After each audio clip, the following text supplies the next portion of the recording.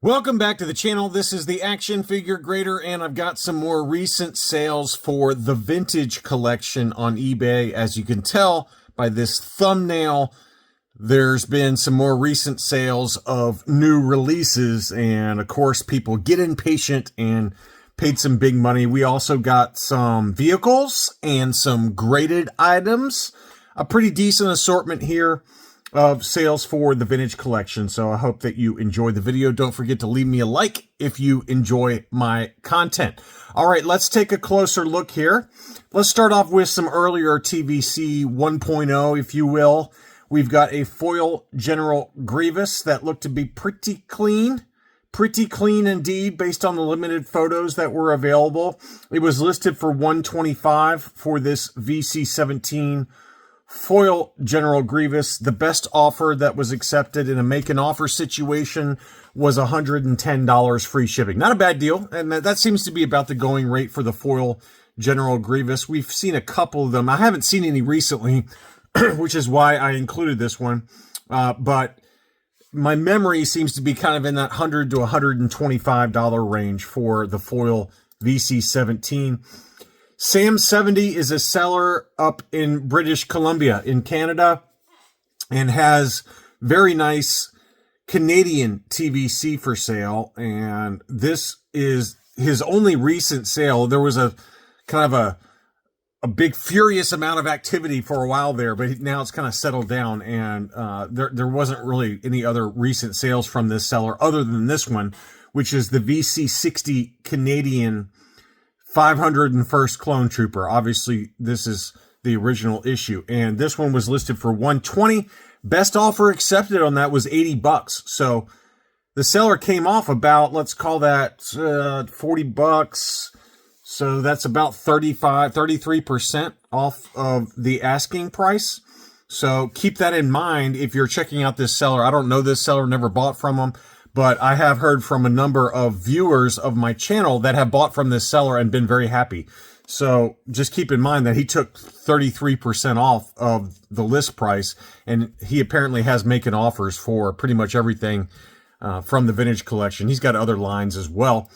VC64 Princess Leia in her slave outfit. This is the Revenge of the Jedi retail release with the prototype Fett offer sticker. This was a punched example that was at auction, only one photo, and this one sold for $164.50, which it's on the lower end of ones in decent shape. It looks to be pretty clean based on the one photo, but you know, I would be a little bit hard pressed to spend $165 based on one photo inside a star case. Take it out of the star case, get some multiple angles going. You probably would have done a little bit better on that one, but I don't know. It probably wouldn't have gone to 200 or anything like that, but maybe it would have. I don't know. But that was a punched example, US card, Revenge of the Jedi with the Fett offer sticker. Some later releases, we had the Oromako Pruneface unpunched US card. That one sold in an auction for $86. $86 for Oromako. Same seller also had the Emperor's Wrath Darth Vader. This was a punched example and sold for $92. And, you know, unpunched, we've seen as high recently as $155 for unpunched, but I think if you wait for an auction on a clean unpunched example, it'll probably be in that 100 to 125 range, somewhere in there, maybe 125-ish based on this sale for the punched example.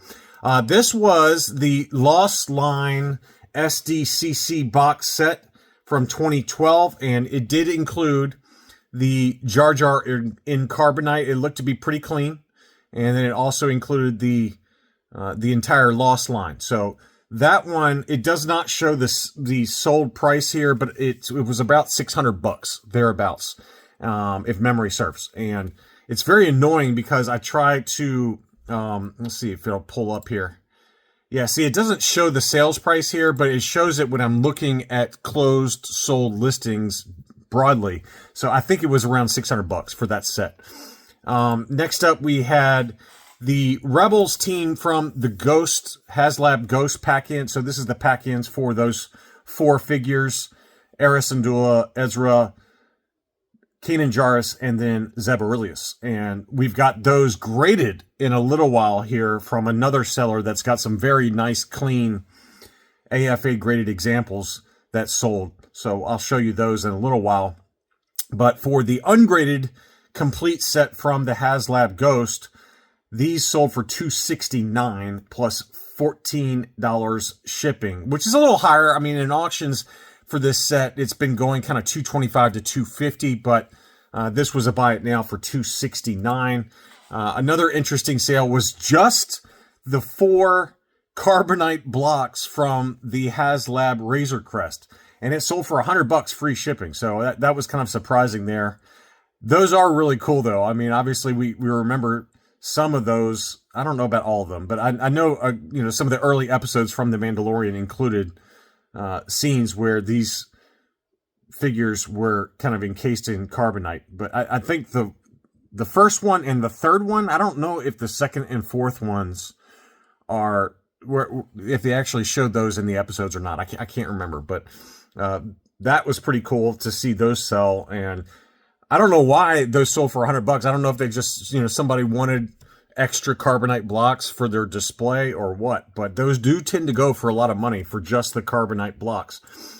Here's those recent releases that I mentioned. Obviously, Moff Gideon in the Dark Trooper armor. I love that card image, by the way. That's a great card image of Moff Gideon. And that one sold for $90. Obviously, this is going to be like $5 to $10 in a few months' time, but this was in California, so this one was in hand. And then over in Hong Kong, somebody was selling the entire recent new wave. Well, I don't know if the entire, but it's got a lot of new release figures that I'm assuming these were all in a wave, but I don't know for a fact on that. But Asajj Ventress is probably my favorite from this lot of 5, although the Dengar has got a great alternate image, which I forgot about. Agent Kallus from the Rebels, big fan of the Rebels TV show, so that was really cool. To me, I was actually really shocked that they finally released Agent Kallus as well as Asajj Ventress, but that Asajj Ventress card back is beautiful. I absolutely love Asajj Ventress. I don't know what it is about her as a villain, but she is one of those characters that I really like, and I just think that this is a very, very nice looking card image on that one. So this seller in Hong Kong has been selling these by the boatload. So these 5 were listed for $158 plus $32 shipping. So let's call that $190.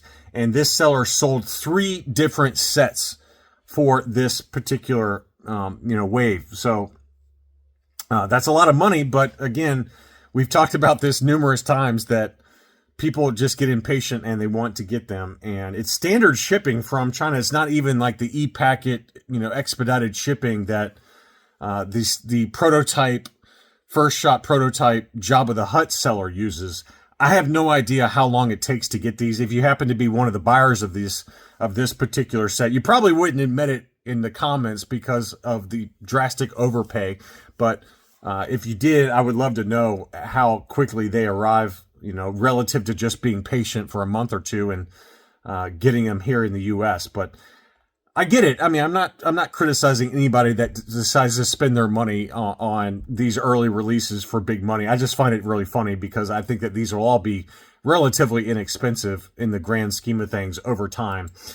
So again, this seller, Figure Pro in China, has more of the first shot defects for the Jabba the Hutt action playset that was recently released. They've had some with the arms that go for $200, and they have some without the arms. And it's pretty common to find this many of them. I mean, these are not kind of fakes, okay? I'm very, very positive that these are legit because there is a very well-known prototype collector for the vintage collection that has bought one of these as well. And this seller came out with 5 more. 2 of them sold. There's 3 still available. Now, he's got them listed for $100 free shipping. And I do know that one of my friends, Matt, he made an offer for $80 and it was accepted. So don't pay more than that. If you want to make an offer on some of the 3 that are still available, he does take $80 as an accepted offer. And this seller also does use the eBay Speed Pack. It says standard, but they get here quick, apparently. They get here in like 10 days.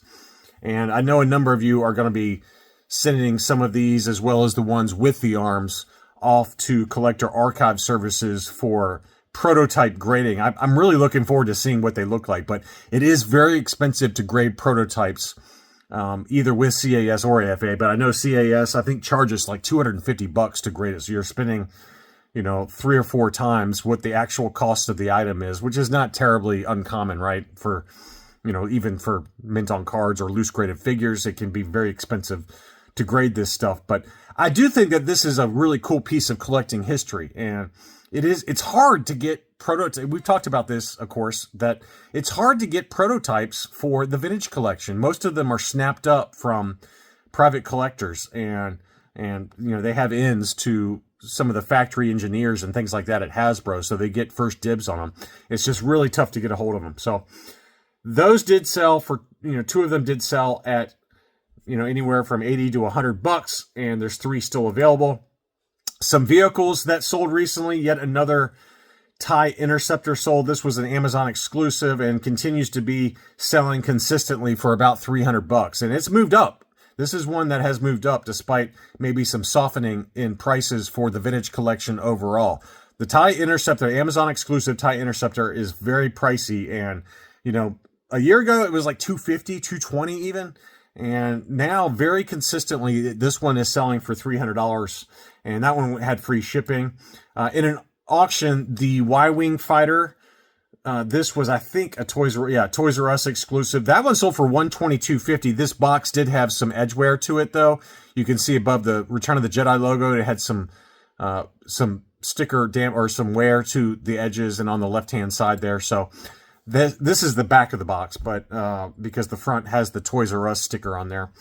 But this one did sell for $122.50. The Millennium Falcon, this one sold in an auction for $495 on one bid plus $75 shipping.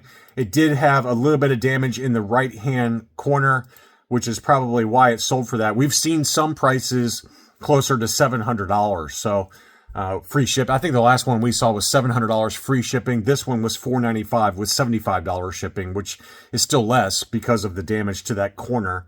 And then we had the Toys R Us ESB version of the AT-AT. That one sold for $550 plus $55 shipping. So let's call it about $600. And this one did have some pretty major damage in the right-hand corner. So probably not a price I would pay given the damage to it, but that's what somebody paid. And that was one bid, $550 plus $55 shipping. And then I got some graded items I wanted to show you. This was a lot of 5. You've got an instant collection of Mandalorians that are all AFA graded. The first one that I'm going to show you, this is the Walmart exclusive graded AFA 80+. This is the Maldo Kreese version of Mando and Grogu with all the stupid spiders inside. We had the original issue Mandalorian AFA uncirculated 8.5. We had the Walmart exclusive Mando with Child, and then the ice cream bucket that Wilro Hood made famous, in my opinion. AFA 8.5 on that one. We had the Beskar Armor uncirculated 9.0 Mandalorian, and then we had the Retro Collection uncirculated 8.5 Mandalorian, and then we had the Din Djarin in the Morak disguise graded uncirculated 8.5. So that lot of Mandalorians there were 6 of them altogether, listed for $500 free shipping. The best offer accepted on that was $450. So you get 6 AFA graded Mandalorians between the retro and vintage collections for $450 free shipping. And then we had a K2. I just thought this was an interesting sale because I didn't expect this one to go that high. I sent this one out to my Patreon supporters, I believe, in a, buy it now alert or, an auction alert. This was an AFA 9.0 for K2SO from Andor. And maybe because it was fresh on the mind, it went for $114.50, which I was actually surprised it went that high in an auction. It seems like more recent releases that are fairly common tend to go for a little bit, you know, under $100. But that one in an auction went for $114.50. It was an AFA 9.0 in all fairness. And I do feel like K2SO, even ungraded, can go for pretty decent money. So I don't know if he was short packed or not. I doubt it, given kind of the importance of that figure. It is one of the coolest figures, in my opinion, from recent releases. And maybe it's a soft spot in my heart because I really love that character between Andor as well as Rogue One. But that one did sell for $114.50. Now, this seller had a bunch of AFA graded, including the Haslab exclusive Ghost figures. And I'm just showing you the summary page because if you try to click on the individual auctions, eBay does that stupid thing that I mentioned at the beginning of the video where it wipes out the prices. So in lieu of trying to remember all of those prices, I wanted to at least show you some recent sales from this particular seller. I don't know who this seller is, but we had the 2-pack Sabine Wren and Chopper. Those were both graded AFA uncirculated 9.0. Those sold for $150 each with free shipping. And then we had Ezra Bridger, uncirculated 9.0. That one sold for $175. We had Zeb Aurelius, that was uncirculated 9.0. That sold for $175. Eris Andula was an uncirculated 9.0, $175. Kanan Jarrus, for whatever reason, continues to be the most expensive. Although it was a 9.25 uncirculated, that one sold for $250. We had the N1 Starfighter version of Mandalorian. That was also an uncirculated 9.0. And as you'd expect, that one would be pretty expensive at $195 because you'd have to send in the entire factory sealed N1 Starfighter to get this uncirculated designation from AFA. I don't particularly care about that stuff, but there are people out there that are willing to pay a premium for those particular pack-in figures that either come with a box set, you know, an action play set or a vehicle, because you have to send in the entire thing to get the uncirculated designation. So $195 on that one. We had the KE4N4. This is the E-Wing exclusive figure. That one graded AFA uncirculated 9.0. Likewise, you have to send in the entire vehicle. So that one sold for $195. We had the new version of the Armorer uncirculated 9.0, the Lakeside Covert World. $125 on that one. Some really cool ones here. You know, the Scout Trooper and Grogu exclusive version was an uncirculated 9.0. That one sold for $125. And then the Scout Trooper exclusive that came with the bunker, I think that one came with the bunker. Don't quote me on that one, but uncirculated 9.0, that one sold for $125. So this seller had kind of some harder to find uncirculated designations for some of these. Obviously, since they had the Ghost and the Ghost figures, as well as the 2-pack for Sabine Wren and Chopper, and then obviously those vehicle exclusives and playset exclusives. So, again, I just showed you the summary page because I just couldn't pull up them individually, and it just made more sense to show them here. So, I hope you enjoyed this look at recent sales for the Vintage Collection. Thank you, as always, for watching, and I'll be back soon.